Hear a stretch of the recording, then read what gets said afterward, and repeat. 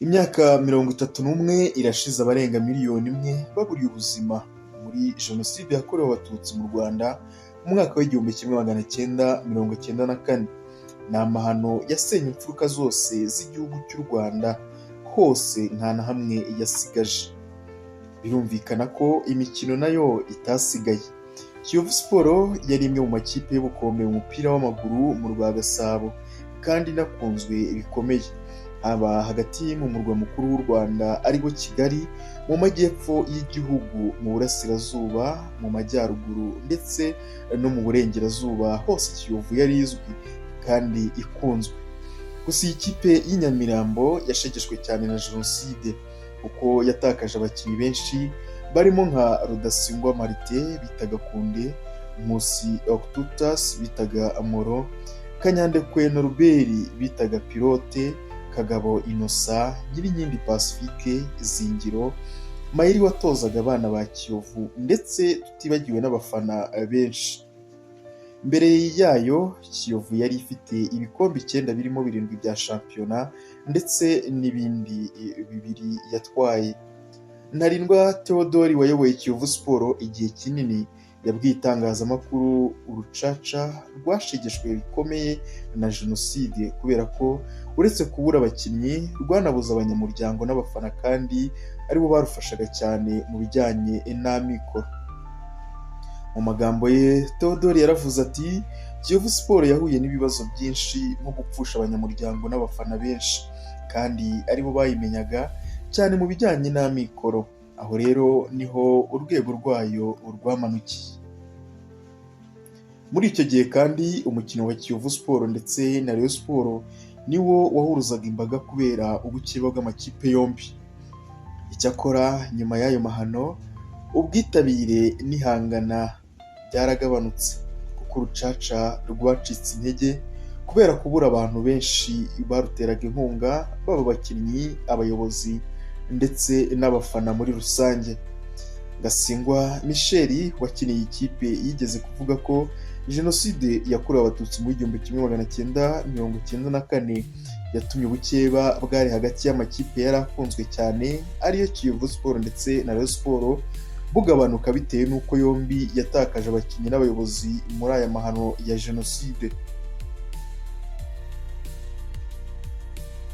Ibyo ngibyo kandi nibyo byatumye ekipe yari nshyashya APR FC yashinzwe muri icyo gihe nyuma ya Jenoside yakorewe Abatutsi ihita isimbura Kiyovu Sport mu guhangana na Rayon Sport.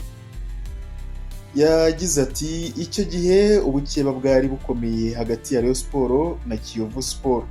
Nubwo hari Panthère Noire yari mu makipe akomeye atwara ibikombe, guhangana kwari hagati y'amakipe yombi muri iyo myaka kugeza mbere ya Jenoside gato yakorewe Abatutsi mu 1994. Nta yindi kipe yashoboraga kugeza kuri urwo rwego amakipe yombi yahanganagamo.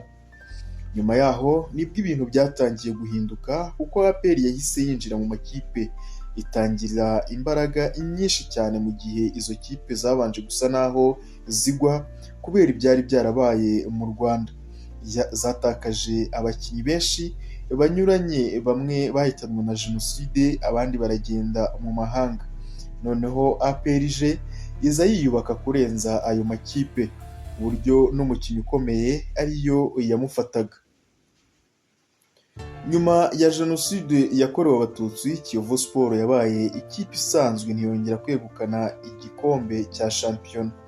Ibikombe 7 ifite yabitwaye mu mwaka w'1968, 1970, 1973, 1983, 1984, 1990, 1992 n'ikiheruka mu 1993.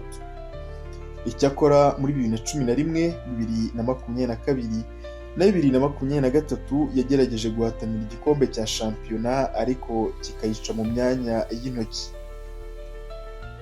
Kiyovu Sport Association izwi cyane ku izina rya SS Kiyovu Sport cyangwa se Kiyovu Sport cyangwa se Kiyovu.